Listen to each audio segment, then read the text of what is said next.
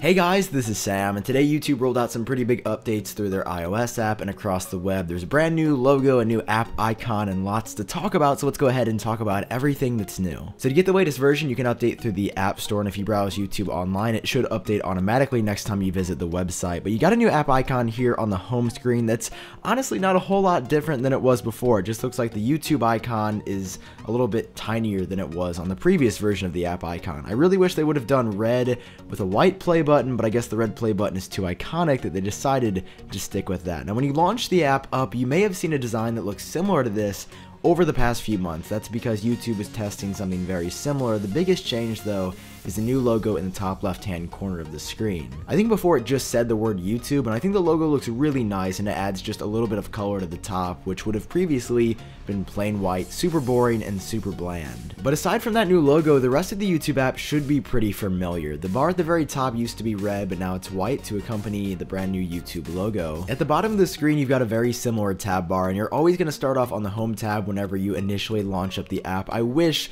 that there was somehow a way to program it to just go to the subscriptions tab, because I feel like that's what myself and so many of you guys care about the most. But still, YouTube wants you to see that ad posted at the top of the screen here and a bunch of other recommended videos that you might be interested in. Trending is going to be for all the videos that you should know about that are really popular right now. Subscriptions, of course, where you can watch all of your favorite YouTubers. The activity tab is sort of weird. You've got a shared section right here that is going to be for sending people videos directly through YouTube. Like, YouTube has its own DM service now, so there's another place to slide into if you didn't have enough places to slide into already. It just doesn't make a whole lot of sense to me. Yes, if you're friends with someone on YouTube, you can send them a message now, but you're not really going to be friending that many people through YouTube. You're just going to send them a normal text. And if you swipe over to the notifications area, you'll be able to see an archive of every notification that you've received through the YouTube app. By the way, if you guys haven't already, I'd really appreciate if you turn on notifications for my channel so you don't miss out on any future videos. Finally, the library tab is going to show you history, your videos, your watch later area, and then of course all of your playlists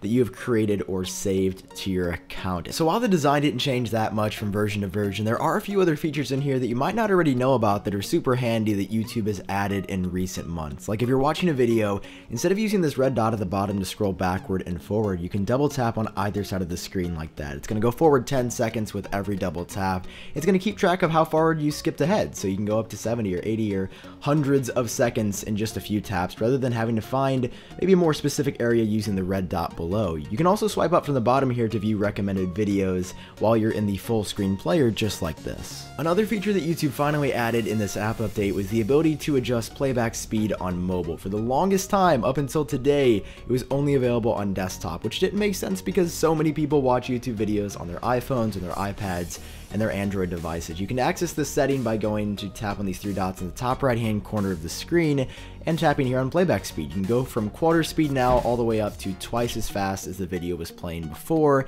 And I usually just watch a normal, but if you ever wanted to slow down a video or speed it up, you can finally do that from the mobile YouTube app. So that was a look at the brand new version of the YouTube app on iOS. The Android version looks almost identical with pretty much the same features, and if you're browsing on the computer, you can just go to youtube.com to view the new design for yourself. Lots of good changes all the way around. As a YouTube creator myself, I'm really happy with this update. I'm a big fan of the new logo, I love the new design changes, and the small features baked in on desktop and mobile make the experience that much better across the board. So if you guys enjoyed this video, as always, it'd really help me out if you hit that like button down below. And of course, hit subscribe if you want to see more videos like this in the future. I've been Sam, I hope all of you are doing great, and I'll talk to you in the next video.